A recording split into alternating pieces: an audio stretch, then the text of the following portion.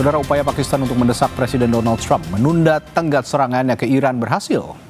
Pada Selasa sore waktu Washington, Trump menyatakan setuju untuk menangguhkan serangan dan memulai gencatan senjata selama 2 pekan. Setelah ketegangan terjadi selama lebih dari 1 bulan, Amerika dan Iran akhirnya sepakat untuk melakukan gencatan senjata selama 2 pekan. Presiden Donald Trump mengatakan bahwa Amerika dan Iran akan menempuh gencatan senjata dalam 2 pekan dengan syarat Iran membuka lalu lintas maritim di Selat Hormuz. Trump menyebut alasan dirinya menyetujui gencatan senjata sementara karena mereka telah mencapai dan melampaui seluruh tujuan militer. Hal itu disampaikan Trump melalui akun Truth Social miliknya pada Selasa sore waktu Washington DC, Amerika Serikat. Dalam postingannya, Trump mengatakan berdasarkan percakapan dengan Perdana Menteri Shehbaz Sharif dan Jenderal Besar Asim Munir dari Pakistan yang meminta agar saya menahan kekuatan destruktif yang dikirim malam ini ke Iran dan dengan syarat Republik Islam Iran menyetujui pembukaan lengkap, segera, dan aman Selat Hormuz. Saya setuju untuk menangguhkan pengeboman dan serangan terhadap Iran selama 2 minggu. Ini akan menjadi gencatan senjata 2 sisi. Iran juga dikabarkan menerima tawaran Pakistan. Pemimpin tertinggi Iran Mojtaba Khamenei menyetujui gencatan senjata selama 2 minggu. Menteri Luar Negeri Iran Abbas Araghchi juga mengonfirmasi jalur aman selama 2 minggu bagi kapal-kapal melalui Selat Hormuz. Hal itu disampaikan Araghchi melalui media sosial X. Menteri Luar Negeri Iran Syed Abbas Araghchi menyampaikan apresiasinya antara lain terhadap Perdana Menteri Pakistan Shehbaz Sharif atas upayanya untuk membantu mengakhiri perang di kawasan Timur Tengah. Menlu Iran menyebut untuk menanggapi permintaan Perdana Menteri Pakistan dan juga mempertimbangkan permintaan Amerika Serikat, maka negosiasi nantinya akan berdasarkan poin-poin yang sudah disampaikan sebelumnya. Abbas Araghchi menuliskan atas nama Dewan Keamanan Nasional Tertinggi Iran, jika serangan terhadap Iran dihentikan, maka Angkatan Bersenjata Iran juga akan menghentikan operasi pertahanannya. Disampaikan pula selama 2 pekan mendatang, jalur pelayaran aman melintasi Selat Hormuz akan dibuka melalui koordinasi dengan Angkatan Bersenjata Iran dan juga dengan pertimbangan keterbatasan teknis. Meskipun Amerika Serikat dan Iran menyetujui untuk melakukan gencatan sementara selama 2 minggu, namun Israel mengatakan tetap akan melakukan serangan ke Hezbollah di Lebanon. Dalam pernyataan tertulisnya, Israel Defense Force menyatakan sesuai dengan arahan dari otoritas politik, IDF telah menghentikan tembakan dalam operasi terhadap Iran dan sangat siap untuk merespon secara defensif terhadap setiap pelanggaran. Secara bersamaan di Lebanon, IDF terus melakukan operasi darat yang terarah melawan organisasi Hezbollah. Hingga saat ini belum ada pernyataan resmi dari Perdana Menteri Israel Benjamin Netanyahu. Menurut Trump, Amerika juga akan mengkaji proposal Iran yang berisi 10 poin. Ia menilai proposal itu dapat menjadi dasar untuk bernegosiasi dan diterapkan. Nantinya, proses negosiasi akan dimulai pada Jumat di Islamabad, Pakistan, dengan dipimpin langsung oleh Perdana Menteri Pakistan, Shehbaz Sharif. Negosiasi ini diharapkan mencapai kesepakatan yang konklusif dalam menyelesaikan semua perselisihan. Tim Liputan, Kompas TV. Lalu apakah gencatan senjata ini akan benar-benar menjadi akhir dari segala ketegangan di Timur Tengah? Kita akan membahasnya bersama dengan Profesor Heribertus Jakatriana sebagai Guru Besar Hukum Internasional FHUGM dan ada juga Dina Prapto Raharja sebagai praktisi dan pengajar hubungan internasional Sinergi Policies. Selamat malam Bapak dan Ibu. Selamat malam Mas. Ya, saya ke Prof Heri dulu. Prof Heri, perlu diingat juga kan kita tahu bersama bahwa serangan dimulai tidak hanya oleh Amerika Serikat, tapi Amerika Serikat dan juga Israel menewaskan pemimpin tertinggi Iran Ali Khamenei dan juga pejabat tinggi lainnya. Diikuti resolusi Dewan Keamanan PBB 2817 11 Maret 2026. Tapi di sisi lain, pada saat ada gencatan senjata yang disetujui ini, Netanyahu menyatakan Israel tetap melanjutkan serangan terhadap Hezbollah meskipun Pakistan mengklaim ceasefire everywhere including Lebanon. Nah, kalau begini kondisinya, bagaimana Anda melihat legitimasi gencatan senjata antara Amerika Serikat dan Iran dalam perspektif hukum internasional? Dalam perspektif hukum internasional, gencatan senjata itu adalah pausing the button. Jadi hanya berhenti secara faktual sementara tanpa ada satu long lasting peace agreement. Artinya apa? Para pihak hanya menahan diri terkait dengan penggunaan kekerasan senjata untuk menundukkan salah satu pihak.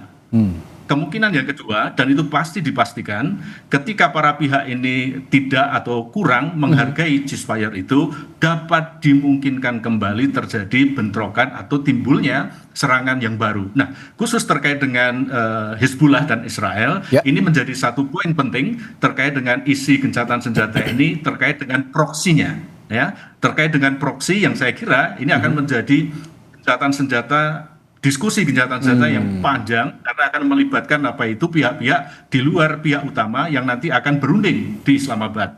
Satu itu. Lalu yang kedua, saya kira ini juga berdampak besar terhadap kepentingan Indonesia, terutama misi peacekeeping kita UNIFIL di Lebanon. Sudah saatnya saat sekarang kita memikirkan perlindungan warga negara kita yang ada di Lebanon terkait dengan proksi yang tidak akan selesai karena adanya ceasefire ini. Oke, artinya ini tidak mengikat terhadap proksi kedua belah pihak ya, Prof ya? Tidak, ya? Karena para pihak ini tidak diikutkan. Namun demikian kita tunggu apakah nanti kesepakatan ceasefire di Islamabad Accord yang akan berlangsung ini mengatur secara detail dalam bentuk Memorandum of Understanding yang mengatur pihak atau proksi yang ada di Yaman, Houthi, Hezbollah di Lebanon terkait dengan para pihak yang bertikai ini, Amerika, Israel, dan Iran. Oke, saya ke perspektif hubungan internasional, Mbak Dina. Kita pernah ingat bahwa Iran pernah menolak ceasefire sementara pada 6 April. Di laporannya Reuters saya baca. Dan menerima akhirnya pada 7-8 April setelah ancaman Trump yang mengatakan seluruh peradaban akan mati katanya. Nah, ini juga diiringi oleh serangan infrastruktur minyak Kark di Pulau Kark begitu. Menurut Anda, apakah ini tanda kelemahan rezim atau strategi resistance ekonomi yang cerdas dari Iran kira-kira? Yang kedua. Jadi kalau saya melihatnya gini, pertama ya, gencatan senjata itu adalah bagian yang integral dari siklus konflik.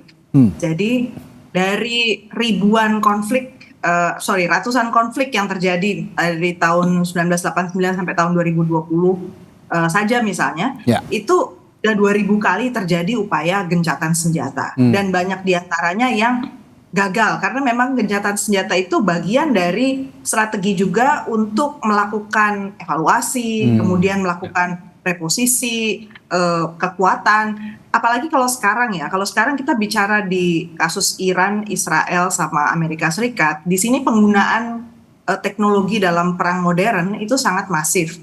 Jadi sistem nirawak, sistem kecerdasan buatan itu sebenarnya ternyata lebih butuh waktu untuk ada periode jeda melakukan kalibrasi atas sistem-sistem teknis.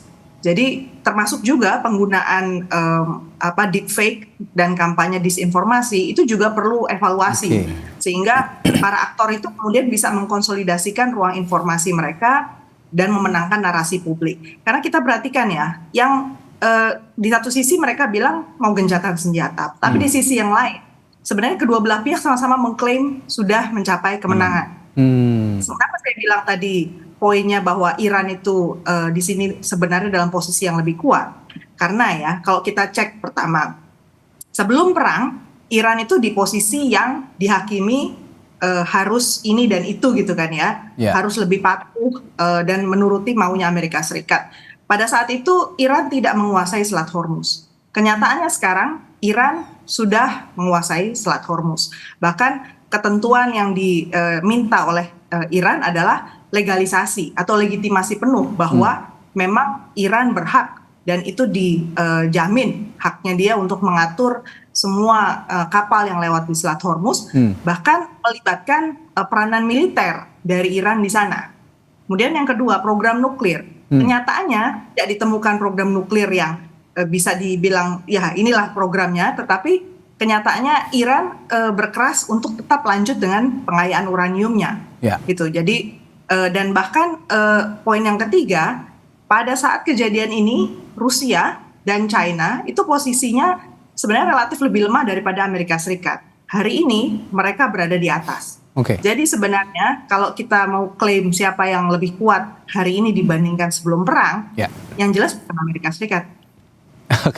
Ya, saya tertarik sekali dengan sikap yang diambil Iran yang begitu cepat ketika diajak untuk ceasefire kali ini. Karena sebelumnya kan sempat menolak bahkan proposal 45 hari menuntut penghapusan sanksi permanen begitu. Nah, tapi alih-alih Iran menerima dengan cepat, saya juga tertarik dengan proksi-proksi yang terlibat dalam perang ini, baik Iran maupun Amerika Serikat. Seperti tadi yang disinggung oleh Prof. Heri, ini tidak mengikat semua proksi-proksi dari kedua negara yang sedang bertikai, maupun baik Amerika Serikat maupun Iran. Nah, kalau melihat kondisi seperti ini, kalau memang ada serangan dari proksi dan akhirnya menyasar justru ke Iran, karena ya kalau ke Amerika Serikat mungkin hanya di pangkalan-pangkalan, tidak langsung ke negaranya, tidak langsung ke jantungnya. Kira-kira apa reaksi Iran yang akan muncul, Mbak Dina? Reaksi Iran, saya kira satu, Iran sudah menghitung pasti di posisi-posisi kunci di mana dia dianggap rentan atau dia bisa menjadi sasaran tembak, dia akan melakukan serangan balasan langsung. Seperti kemarin tekniknya dia lah, tit for tat. You serang saya di satu titik, dia akan serang balik dengan tidak kalah kuatnya gitu. Kemudian yang kedua, fasilitas infrastruktur negara-negara Teluk ini loh masih menjadi taruhan besar. Dan yang menarik lagi, poin yang ketiga adalah perubahan harga minyaknya loh. Menurut saya kalau kita lihat begitu Trump bilang ceasefire, terus habis itu Iran bilang setuju, harga minyak langsung turun di bawah 100 loh. Betul. Itu drastis banget, dan menurut saya nggak mungkin juga Amerika Serikat di dalam negeri ini juga sudah mulai gencar ya upaya untuk menetapkan amandemen 25, yaitu untuk menurunkan Trump karena alasan tidak fit sebagai pemimpin. Karena dia mau menghapuskan satu civilization, artinya terang-terangan mengatakan akan melakukan pembunuhan besar-besaran terhadap satu kelompok.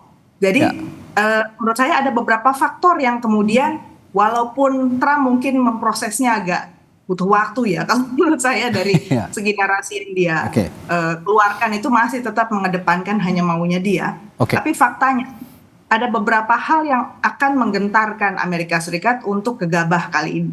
Prof. Heri, begini, selain negara yang sedang bertikai, ada juga aktor-aktor non-negara seperti Houthi, lalu Hezbollah, tentu saja ini proksinya Iran. Karena Amerika Serikat proksinya adalah negara, Israel, jelas begitu. Nah, pertanyaan saya, berapa besar risiko kegagalan gencatan senjata ini jika aktor-aktor non-negara tadi seperti Hezbollah dan Houthi ini tetap aktif dalam perang ini? Sangat-sangat besar, sangat-sangat besar. Kenapa? Karena satu, ini adalah penghentian faktual, tetapi ketika penghentian faktual tanpa didasari ada dasar hukum yang komprehensif mengikat para pihak, ini akan sangat mudah untuk dapat diruntuhkan, diganggu, dan bahkan diingkari. Dengan satu insiden kecil saja, itu dapat membahayakan Memorandum of Understanding yang terjadi di antara para pihak Babon yang sedang berperang ini. Nah, ini juga saya kira patut kita perhatikan, patut kita waspadai terkait dengan kemungkinan meledaknya dan juga membahayakan Memorandum of Understanding ini dalam waktu jeda sekitar 40 hari ke depan ini. Nah, itu satu. Lalu yang kedua, saya kira kita juga harus mengantisipasi juga penggunaan Selat Hormuz ketika kondisi sudah berlangsung normal, ada pengawalan kapal dan lain sebagainya, terjadi insiden yang ini menjadi pembuka kontak senjata lagi yang mengakibatkan terjadinya pelanggaran-pelanggaran terhadap kesepakatan-kesepakatan yang telah disepakati. Saya kira sangat mungkin terjadi dan sangat-sangat rentan terkait dengan ini. Kenapa? Karena status dasar hukumnya sangat rapuh. Status dasar hukumnya sangat rapuh. Tapi saya tertarik juga dengan rapuh sekali.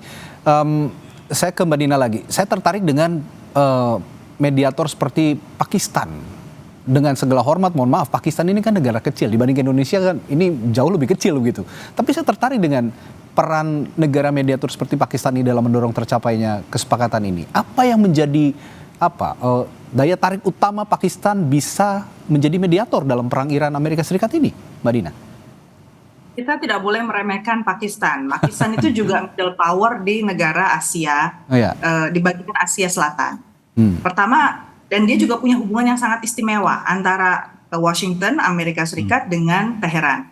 Pertama, karena sejak Teheran dan Washington itu pecah hubungan diplomatik gara-gara Amerika Serikat memilih untuk memutuskan hubungan dengan pimpinan Iran, dan ada revolusi di dalam Iran tahun 1979, kemudian ada penahanan, itu ada apa namanya, kan sempat ada kericuhan gara-gara sandera ya orang-orang Amerika Serikat di embassy Amerika di Teheran, yang itu sampai membuat polemik besar di dalam negeri Amerika Serikat. Presiden Jimmy Carter gagal terpilih kembali, sehingga yang naik itu dari kubu Republikan. Itu bukan hal yang sepele, dan pada momen itu siapa yang menjadi penghubung antara Amerika Serikat dengan Teheran? Itu adalah Pakistan. Jadi kalau dalam dunia diplomasi itu nggak pernah ada hubungan diplomatik yang benar-benar putus. Pada saat putus hubungan, dikatakan kepala negara bilang kita nggak temenan lagi ya, itu komunikasi tetap jalan. Karena ada orang Iran di Amerika, ada orang Amerika di Iran. Kemudian juga ada urusan terkait konsuler, kemudian juga hubungan dagang dan lain-lain, dan tetap harus diurus. Artinya tetap ada orang Iran yang bekerja di dalam embassy Pakistan, lebih dari 60 orang yang bekerja di sana, dan menjadi penghubung di Washington DC. Jadi ibaratnya luar dalamnya Iran itu Pakistan tahu. Demikian pula Washington itu tahu tentang Iran itu dari Pakistan. Dan ini hubungan sudah 20 tahun lebih. Jadi beda justru dengan Indonesia. Kalau Indonesia itu nggak punya itu. Kita nggak punya kemewahan itu sama sekali. Bahkan Pakistan itu kekuatan lainnya adalah dia punya senjata nuklir.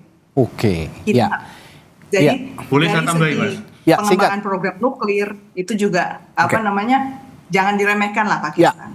Silakan, Prof. Satu, kita bisa melihat 10 tahun terakhir ini kerjasama antara Iran dengan Pakistan di dalam wilayah perbatasan untuk combating transnational crime itu begitu intens. Di sana Pakistan itu juga punya direct hotline dengan pejabat militer tertinggi di Iran, sehingga komunikasi ini saya kira menjadi sebuah keuntungan militer strategis Amerika yang ini punya direct kontak melalui backdoor communication. Satu itu. Lalu yang kedua, saya kira Amerika itu memerlukan quote-unquote new faces for their foreign diplomacy. Saya kira Oman, saya kira Qatar itu kan sudah menjadi wajah proksinya Amerika ketika ngomong terkait dengan pengayaan uranium. Sehingga saya kira Amerika perlu tampilan baru, kerjasama baru dengan Pakistan yang saya kira juga punya kepentingan besar walaupun secara tidak langsung. Kenapa? Karena banyak masyarakat Pakistan yang bekerja di kawasan yang ini sangat terganggu dengan perang yang terjadi antara Iran dengan Amerika, sehingga momentum ini kok kayaknya pas. Kenapa Pakistan yang digunakan sebagai mediator dibanding dengan konsorsium Oman, Qatar, Turki misalnya ya. Malam ini saya tercerahkan oleh Mbak Dina juga Prof Heri, kenapa Pakistan jadi alat utama untuk menjadi mediator begitu. Dan banyak yang bertanya-tanya, bukan hanya saya sepertinya, pemirsa Kompas TV yang bertanya-tanya, bagaimana negara yang tidak terlalu banyak aktif begitu ya, seperti Pakistan bisa akhirnya muncul ke permukaan menjadi mediator. Tapi yang saya tertarik juga soal, saya ke Prof Heri, soal penghentian serangan selama 2 minggu ini, atau ceasefire selama 2 minggu ini. Apakah ini sudah memenuhi prinsip-prinsip hukum humaniter internasional, Prof Heri? Saya akan tanyakan hal itu ke Prof Heri, tapi jeda dulu ya, Prof. Nanti setelah jeda saya akan tanyakan itu di Sapa Indonesia Malam. Tetap bersama kami.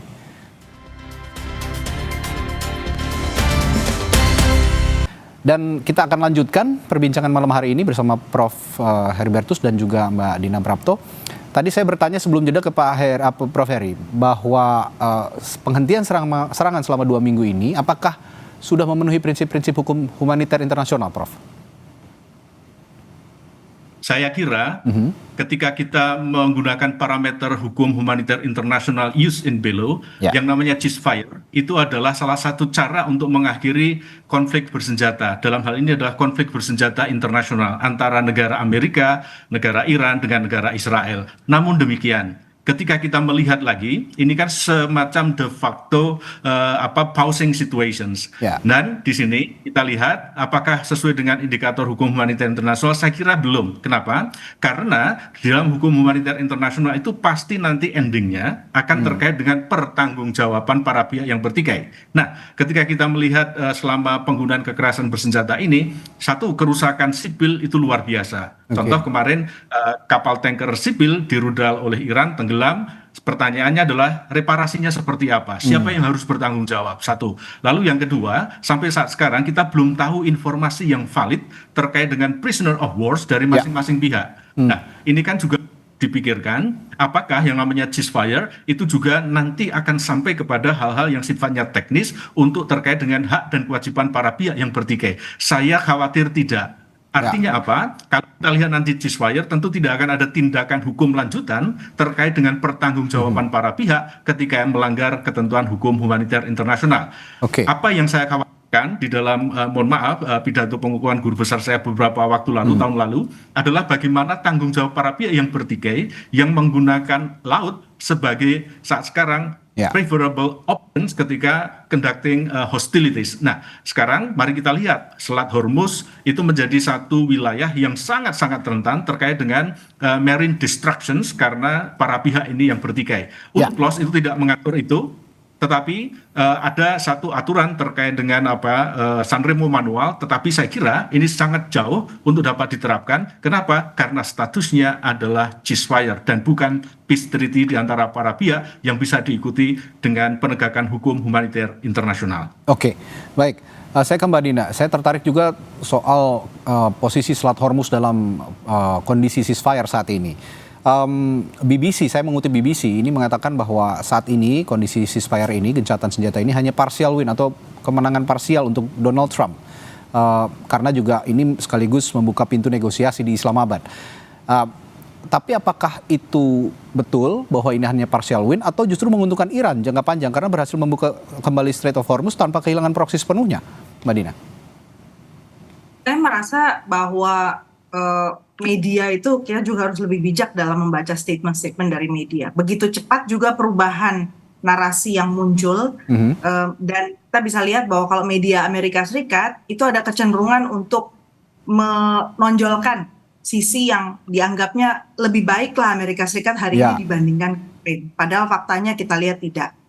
Kita menurut saya lebih bijak melihat gencatan senjata kali ini dari perspektif militer. Saya sepakat dengan Prof. Heri tadi bahwa poinnya itu jangan dilihat dulu terlalu jauh sampai ke humaniter, karena ini bukan peace treaty. Kita jadikan ini baru sebatas gencatan senjata dari perspektif militer. Karena pihak yang bertikai seringkali juga menyetujui ada satu jeda demi mengambil keuntungan strategis yang immediate sifatnya langsung bisa dirasakan. Tadi seperti poinnya adalah untuk kalibrasi ulang persenjataan mereka, kemudian evaluasi, dan jangan lupa poin yang ketiga, di dalam perang ini ada pihak ketiga yang tidak ikut dalam meja negosiasi tapi sangat menentukan. Yang saya sebut tadi ada Cina, ada Rusia. Israel juga walaupun dia setuju, kita tahu persis hatinya sudah bilang ya terang-terangan dia nggak akan berhenti menyerang Lebanon. Dan Israel ini juga dalam posisi sangat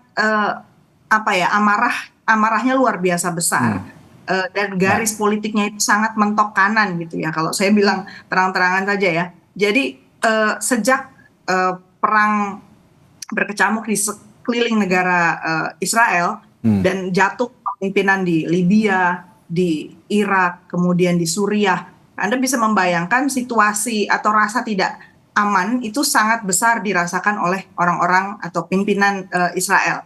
Sehingga yang ada di kepala mereka, saya jamin pasti ingin memastikan bahwa mereka siap tempur kapanpun. Nah, saat ini data menunjukkan bahwa mereka itu sudah mulai kekurangan amunisi.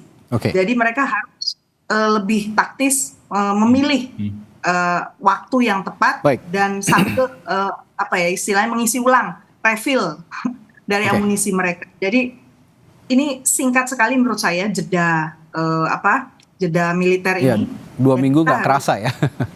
Nggak terasa 2 minggu itu, dan kita harus hati-hati juga karena aktor non negara ada, intervensi pihak ketiga juga ada. Oke, kalau begitu saya akan ajukan pertanyaan masing-masing ke narasumber saya terakhir, singkat saja, dan mulai Prof. Heri.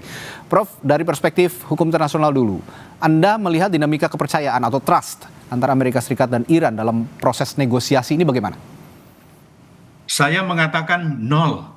Sekali Nol, lagi, ya? saya mengatakan nol. Oke. Kenapa? Karena masing-masing para pihak itu saling tergantung dengan pihak ketiga. Oke. Ya, itu satu. Lalu yang kedua, ketika bilateral trust itu menjadi masalah gede, saya kira kepentingan para mediator ini yang nanti akan menentukan arahnya. Nah, dari sini kita juga bisa melihat bahwa Islamabad Accord ataupun Memorandum of Understanding yang akan ada itu, kalau menurut falsafah Jawa, saya kira itu adalah sebuah situasi ngadeg, jegegeg, ugeg-ugeg, hemel-hemel. Tanpa fondasi yang kuat, maka tidak akan bisa berdiri kokoh selamanya. Sehingga para pihak masih sangat-sangat mungkin untuk bisa diganggu atau terganggu dalam situasi kondisi ini. Terutama sekali lagi saya sepakat dengan Bu Dina, adanya pihak proksi yang ini sangat terkait langsung ataupun tidak karena faktor ideologi, politik, dan juga masalah sosial dan budayanya sangat mempengaruhi ini. Baik, pertanyaan yang sama buat Mbak Dina. Soal trust ini dari perspektif hubungan internasional, bagaimana? Minus. Singkat saja, Pak. Ya. Perspektif saya dari hubungan internasional untuk modal negosiasi minus. Jadi bukan nol lagi, malah bukan nol lagi, malah minus.